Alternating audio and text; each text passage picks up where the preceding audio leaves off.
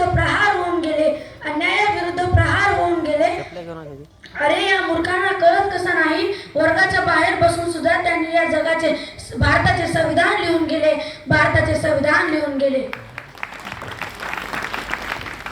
ज्याचा स्वतःवर विश्वास असतो, ज्याचा स्वतःवर विश्वास असतो त्याच्यावर इतर लोकही विश्वास ठेवतात असे म्हणणारे लेझारो, आणि ज्याचा स्वतःवर विश्वास नसतो त्याचा ईश्वरावरही विश्वास नसतो असे म्हणणारे स्वामी विवेकानंद, विचार मंचावर बसलेले मान्यवर प्रमुख पाहुणे आणि आपल्या या ब्राईस्टार संस्थेचे संस्थापक माननीय आदरणीय मुख्याध्यापक कैलास मोडकर सर, आणि सूर्याच्या तेजाप्रमाणे चमकणारे माझे गुरुजन वर्ग आणि चांदण्याप्रमाणे चमकणाऱ्या माझ्या बंधू आणि भगिनींनो, सर्वांना माझा नमस्कार नमस्कार नमस्कार.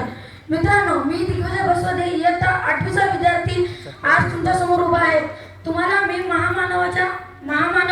एका महामानवाबद्दल तुम्हाला काही शब्द सांगू इच्छितो. ते शब्द तुम्ही शांतपणे ऐकून घ्यावे ही माझी नम्रतेची विनंती. मित्रांनो, होय मित्रांनो, तेच महानायक ज्या बाबासाहेबांना शिक्षणासाठी या जगात पुस्तक दिले नाही, त्याच बाबासाहेबांनी एक असे पुस्तक लिहिले, त्याच पुस्तकावर आज भारत देश चालतो, त्याच पुस्तकावर आज भारत देश चालतो. तेच म्हणजे आपल्या भारताचे महान असे संविधान, तेच म्हणजे आपल्या भारताचे महान असे संविधान.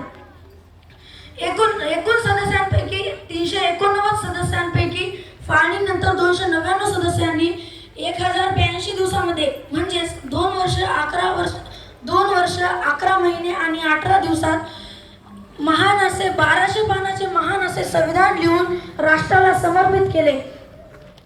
या संविधानात एकूण एक प्रस्ताविका, 8 अनुसूची आणि 25 भाग आणि 395 कलमे होत्या.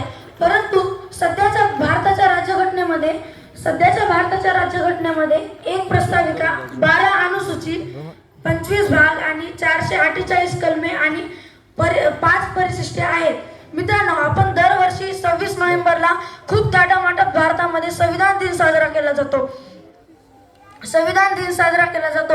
या भारताच्या स्वातंत्र्यासाठी खूप जणांनी आपल्या प्राणांची आहुती दिली, परिश्रम केले आणि त्याच परिश्रमाचे फळ म्हणजे 15 ऑगस्ट 1947 रोजी या भारत मातेला इंग्रजांच्या तावडीतून स्वातंत्र्य मिळाले. स्वातंत्र्य मिळाल्यानंतर या स्वातंत्र्य देशाला एका मजबूत अशा संविधानाची गरज होती, ज्याचा मसुदा माननीय परमपूज्य डॉक्टर बाबासाहेब आंबेडकर यांनी तयार केला होता. संविधान सभेचे सदस्य राज्यांच्या विधानसभेच्या निवडणूक